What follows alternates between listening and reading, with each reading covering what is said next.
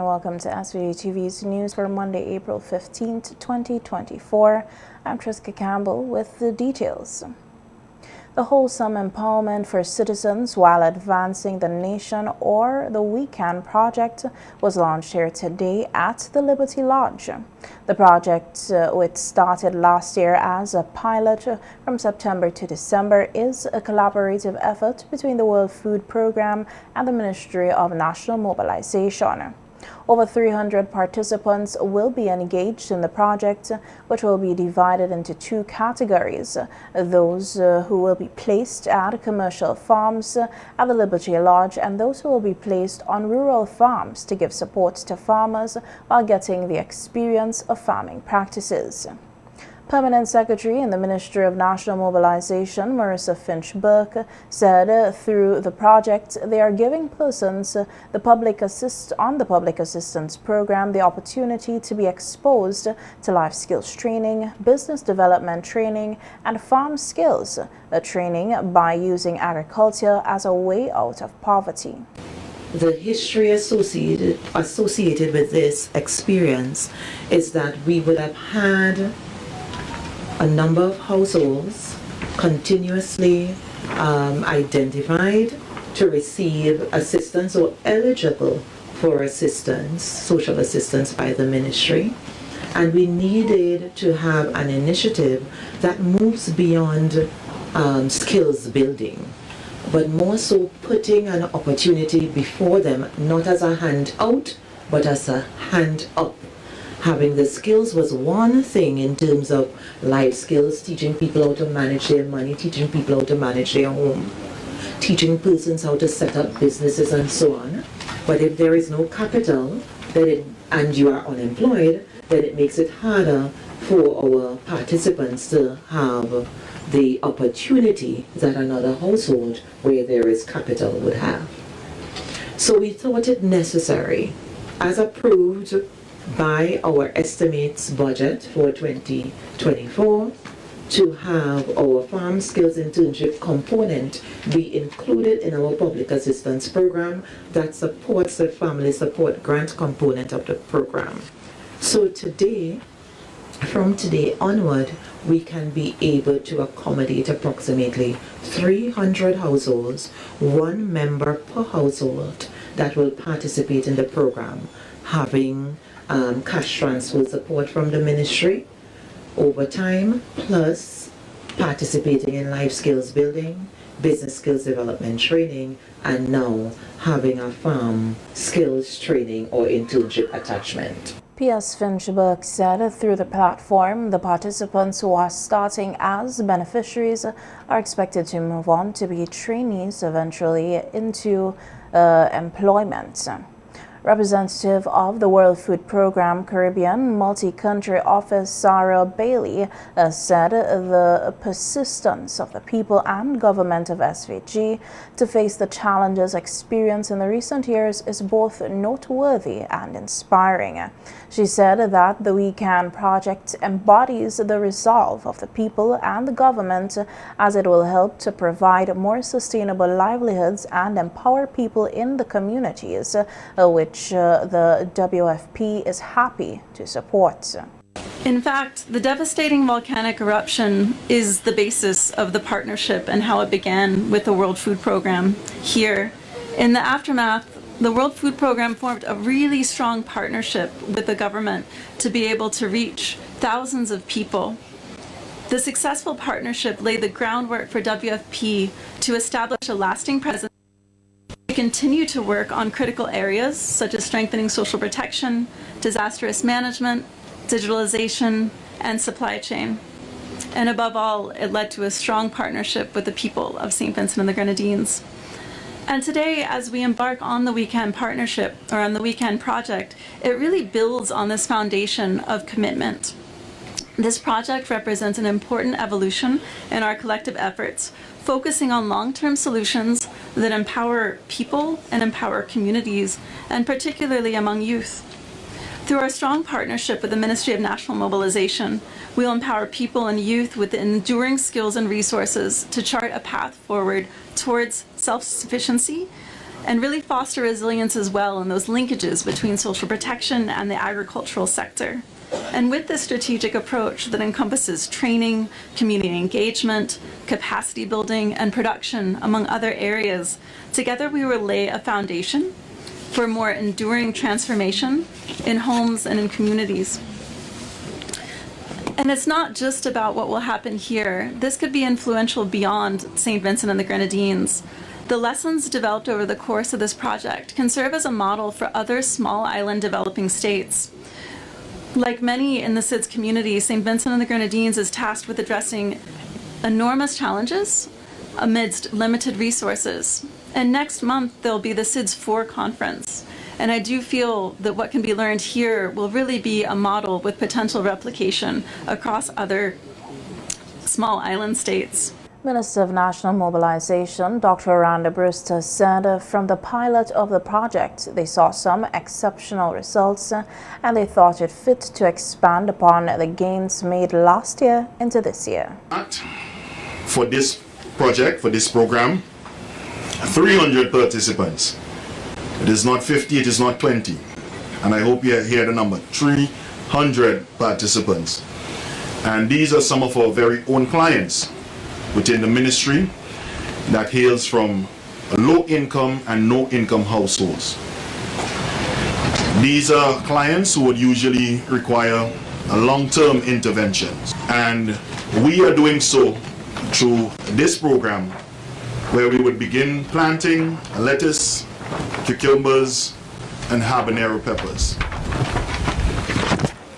Let me say, agriculture is one of the backbone of our society here in St. Vincent and the Grenadines. It provides sustenance, it is a means of employment, and it is a foundation for economic growth.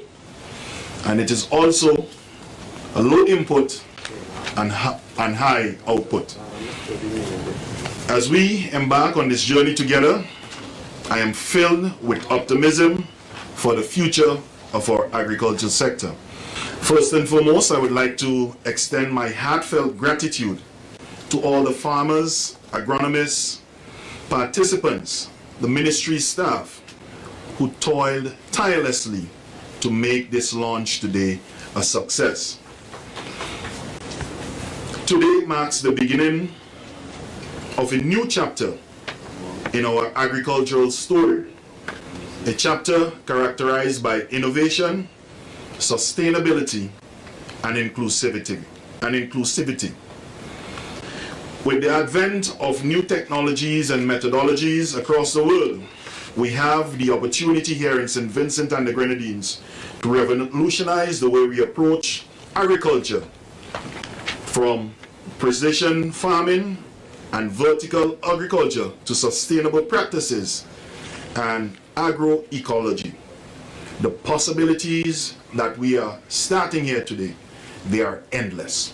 The Ministry of Health, Wellness and the Environment is continuing with its efforts to increase the availability of healthcare services throughout the country, and one way of doing so is through decentralization. This is according to Chief Medical Officer Dr. Simone Kisa Beach, who was a guest on NBC Radio's Face-to-Face program on Friday, discussing the topic, access to quality healthcare. So as you know, right now you can go to Bookament and you can get an x-ray. You don't have to come to Kingston. You don't have to go out to Georgetown. You can go to Bookament, you can get an x-ray. We also have facilities in Mesquite Levi Latham Health Center. And we are trying to get the facility at Stubbs up and running and the one in Chateauguay up and running. And we're also looking at getting our facilities for x-rays down in Beckway. So it's a multifaceted thing when we talk about universal health coverage, but it also, as I said, very much depends on what is your current context. So I know a few months ago, and I'm sure my colleague CMO in St. Lucia would not mind me mentioning this, but a few months ago, St. Lucia launched their UHC program. And one of the key things was that you can go to the hospital and the public services and the pregnant women will be able to get their ultrasounds free of cost. But their ultrasounds used to be $130 EC. And an ultrasound in St. Vincent in the public sector is like $20 to $30. So when they are considering implementing universal health coverage, their context is different, and therefore their measures will be different. For us, implementing use of universal health coverage or expanding it to accommodate our antenatal population, persons who are pregnant, that might mean us moving towards decreasing the cost of the laboratory tests and not necessarily the ultrasounds. Noting that healthcare reform or healthcare strengthening is not static, the CMO, who has been in the position for 11 years now, said there continues to be challenges in the healthcare, but they have been trying their best to address these challenges. But if we look at the ones where in the ministry, we have decided to put increased focus on, because, everything is very important in healthcare. When you look at the person, you're not just thinking about their eyes or their toes. You have to think about the body, the mental health and wellness. But you mentioned mental health. And coming out of the COVID pandemic, it was estimated that mental health issues multiplied significantly. So before the COVID pandemic, 30% of our population of persons with chronic diseases like diabetes, hypertension, 30%, we had to estimate that those persons suffered from some measure of anxiety or depression because of the chronicity of those illnesses. Okay, so we went into it, and as you know, we have a high proportion of our population with diabetes, hypertension, and the non-communicable diseases. We went through COVID, and it's estimated that the stress of COVID, the psychological stress, the mental health stress, worsened that throughout the world, so that we now have almost a 60%, it's estimated that you have a burden of 60% of mental health disease in your community.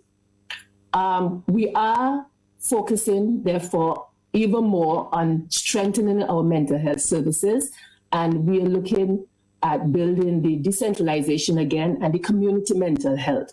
The move has always been for years to try to move away from persons being held at the mental health center to being able to manage them in their communities, in their homes, to support their families, and to strengthen our staff's capacity to do functional mental health. So we have a lot of work to do with mental health, and we're moving forward. I think we've made quite a bit of progress so far. We have a long way to go. The CMO said another lesson learned from the COVID-19 pandemic is the need to increase their capacity to communicate better with the population and the different stakeholders inside and outside the Ministry of Health.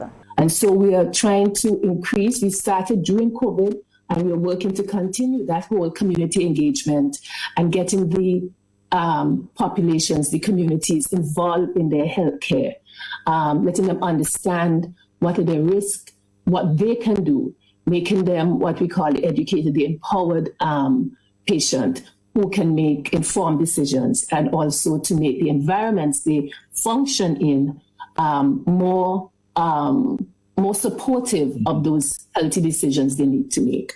So I think mental health, the whole communication, getting the community involved in their care. And we also have to think about climate change and health, what's happening.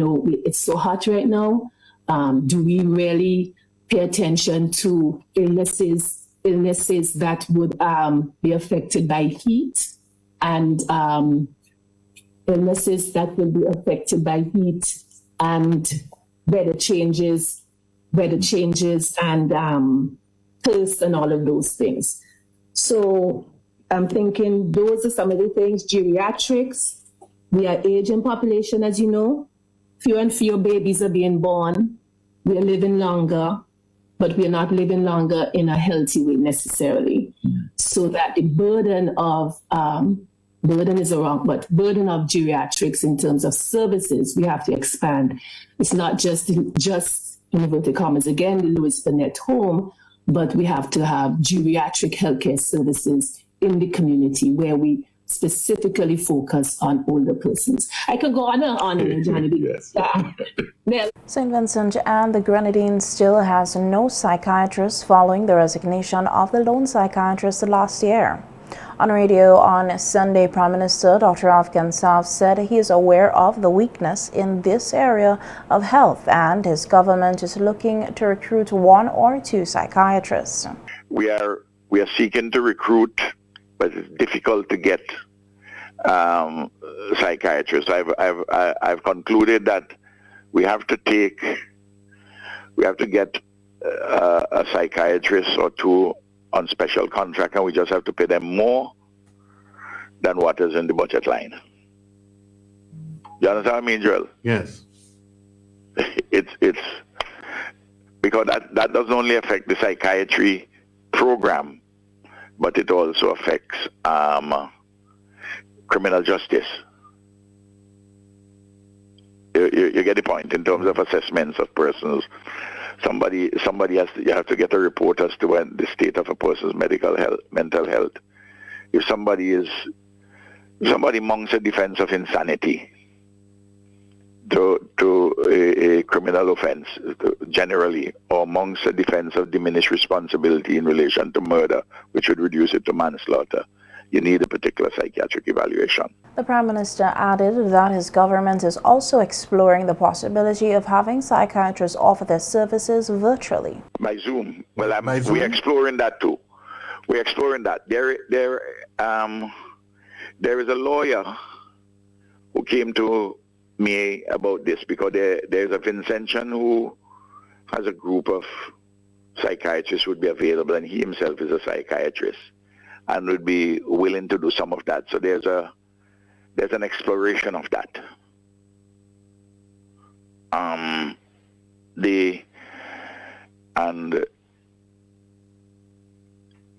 Cuba has a lot of very good psychiatrists too, but language. You know, the language issue would be a more difficult one in the field of psychiatry, I suspect.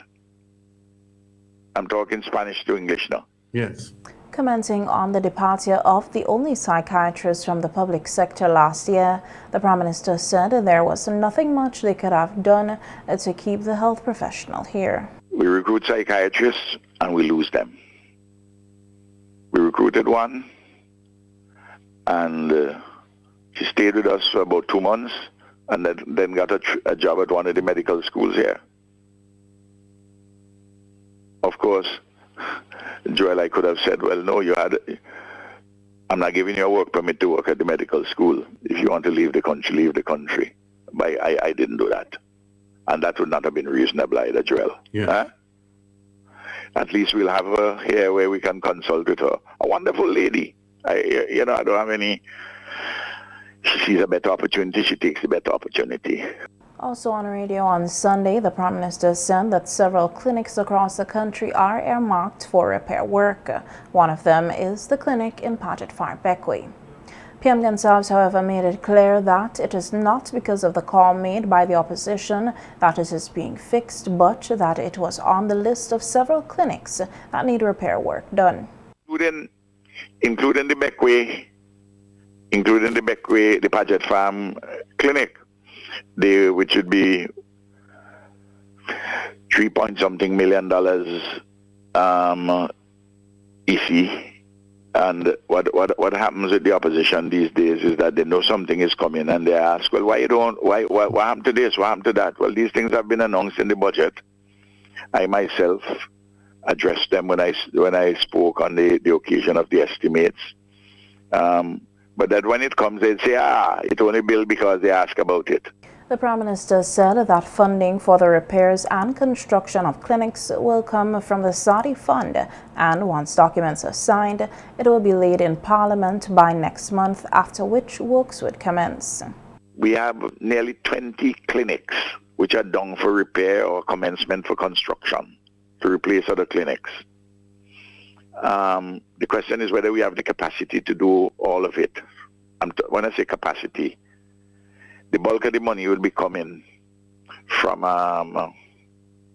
the second tranche of the Saudi fund money, which we agreed upon, and the lawyers on both sides, our side and their side, were working out this paragraph, that, and so on. But the agreement is going to be in place for Camilla to sign with the Saudis on the 18th. Camilla goes up for the annual World Bank the Spring World Bank IMF meetings, and so to the Saudis would be there, so they bring in the contract, the agreement, and hopefully I could get it into Parliament on the 14th of May. Members of the SVG Public Service Union, the PSU, will next Tuesday and Wednesday vote for a new executive to run the affairs of the union for the next 2 years, with the 77th biannual general meeting scheduled for tomorrow, April 16, 2024. General Manager of the PSU, Nikisha Roberts, told SVG-TV News that at the end of nominations on April 5th, no one came forward to challenge the current president, Elroy Boucher. At this present moment, Mr. Elroy Boucher, the current president, is running unopposed, so he will retain the position of president of the SVG Public Service Union. The position for the General Secretary is a contested position where we have 2 persons vying for that post. Also, the grievance officer position is also a position where 2 persons is vying for that position as well. So we are urging members to vote, and the candidates will be released shortly by the nomination committee in the upcoming week. The 2 days of voting will take place at the workplace, such as the various ministries and departments, and also at statutory bodies where the union is recognized as the bargaining agent for workers. And on April 23rd and the 24th, the union will contest its general elections. The election clerks will be sent to each department for members to vote for the persons vying for different positions to occupy the new executive for the SVG Public Service Union. Presently, the union has 2,110 members from the last count that we did. So I am encouraging all those who are not yet members of the SVG Public Service Union to sign up. Membership forms are available at the union, and come on board, because the cause of one is the cause of all. $20 is the membership fee. 15 schools across St. Vincent and the Grenadines are expected to participate in the St. Vincent and the Grenadines Teachers Cooperative Credit Union's National Secondary School Band Showcase on Saturday, April 27th at the cruise ship terminal lawn from 1 p.m. The National Secondary Schools Band Showcase 2024, which is a collaborative effort between the SVG-TCCU, the Ministry of Culture, and the Ministry of Education, will be hosted under the theme Free Up. At today's media launch at the SVG-TCCU conference room, committee member of the National School Bands Showcase, Orandio Bomani Charles, said the event is more than just a concert. It is a celebration of creativity, collaboration, and recognition of a transformative power of music. As the committee moves through the various communities and visit the schools, as we have been doing in the last few weeks, we recognize that there's an abundance of talent in each school, and we encourage the students to continue to pursue your dream in music. There is space for academics, and there is space for the pursuit of your passion as well. And music does involve academics. It's math, it's English, it's reading, it's writing. And I can speak for myself, it certainly engenders discipline, because you need to practice and you need to focus. And it's very complementary to a well-rounded individual who can make positive contributions to their society. Charles outlined several objectives of the National Secondary School Band Showcase, including raising awareness of live music in SVG, developing more bands or musicians, and creating avenues for school bands or musicians. Promote music education, as I said, create avenues for school bands and musicians to perform, foster collaboration between schools, corporations, other additional sponsors, focus on the business element of a musical entertainment, develop performance skills, and promote school spirit and pride. And I remember standing here some years ago, about 3 or 4 years ago, saying that one of the things I would love to see as we progress forward is the National School Band Showcase become as attractive and engaging as inter-school sports. You know, we saw what happened with that this year. So I think that's still an objective that we hold, to see this program grow and become the venue for all schools participating to look forward to and showcase the best that they have.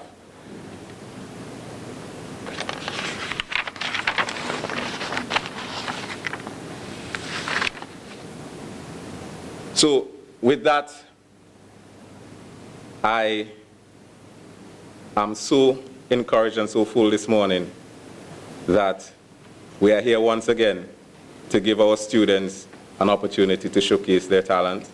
And remember, we're asking them to free up. We're guiding them through this process, but we're also engaging their own creativity.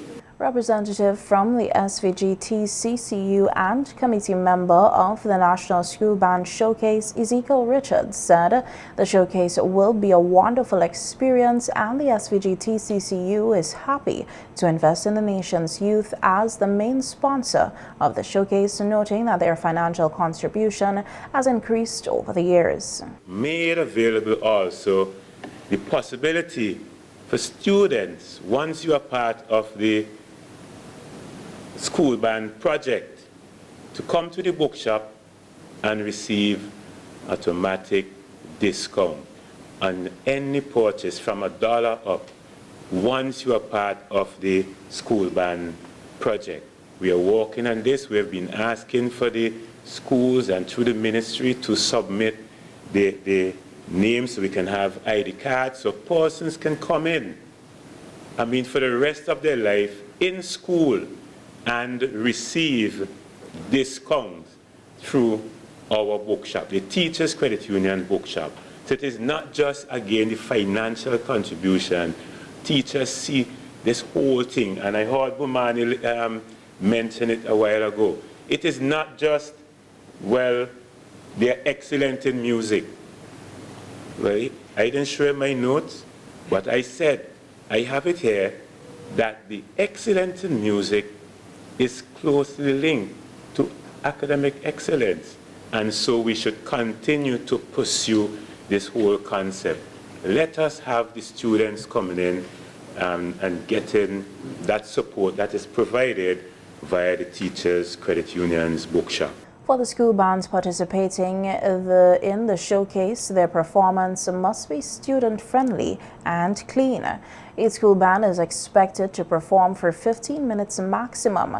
There will be a judge segment in which the bands are expected to create a 40-second jingle with information from the SVG-TCCU. Minister of Tourism, Civil Aviation, Sustainable Development and Culture, Carlos James, said the National Secondary School Band Showcase is a crucial exercise for the holistic development of students across the country. James said it emphasizes and focuses on student creativity, identifying talent and skills, and most importantly, establishes a foundation for the next generation of creatives. He pointed out that there are numerous opportunities available to young people in the country and that the government continues to invest heavily in harnessing the talents of the creatives and other young people throughout the orange economy. Just this morning, before coming here, I was in a brief discussion with members of the unit within the economic planning, who this week will host in St. Vincent and the Grenadines some architects who are looking at putting the final phases towards the designs of these cultural and artistic hubs, one which will be placed at Bellevue, and one cultural and artistic hub in Northleigh would span over 2 locations in Petit Bordel and Trumoka.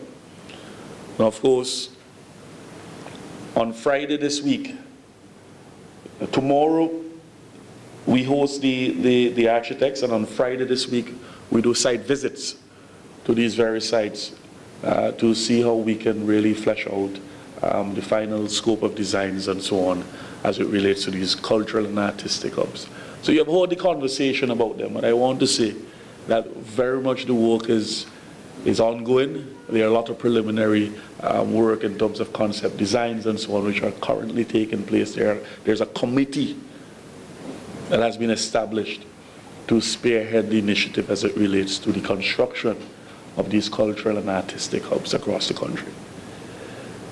We're not only stopping there with the development of these cultural and artistic hubs, which will host production centers for music engineers, some writers clubs, persons who are interested in the arts and pottery and designs and so on.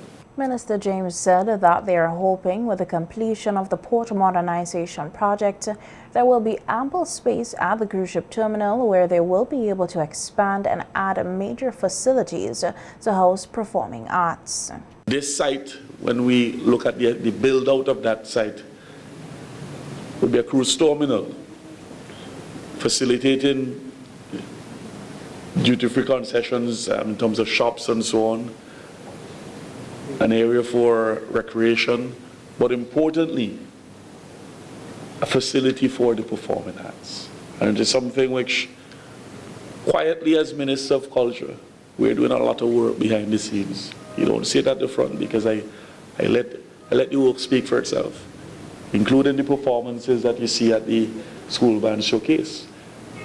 Rodney wouldn't tell you, but the very location in which we're housing, or we're hosting this activity, we were trying to find a suitable location, somewhere fresh, somewhere different. I was the one who said, well, why don't we use the cruise ship terminal lawn? Not a lot of people know this, but we're very much involved from concept to the actual reality of what is taking place in the orange economy. A lot of focus, a lot of dedication, a lot of hard-working staff within the Department of Culture. They're putting a lot of energy and resources in to ensure that some of the things that we see in a very simplistic way, the detailed work that goes into it. And I want to express my appreciation to all of the hard-working team at the CDC, the Department of Culture, the National Cultural Foundation. We've just appointed a new board with a new chairman who has a lot of exciting ideas as it relates to facilitating the creative sector.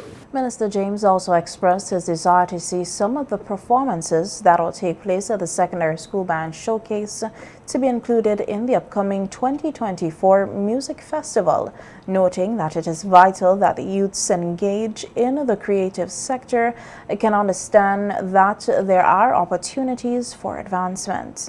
But I want them to realize that even after leaving school, there is a significant amount of opportunities at a professional level in which many of them can take part and be a part of in terms of the creative sector. And that is the whole idea behind the orange economy, the value added, the investments that we're putting in place, and the returns which we'll see as it relates to that. So I'm really excited about the prospect of seeing a number of our young people at this music festival performing, and the tourism and entertainment industry. There's tremendous opportunity for continued development and growth among our young creatives.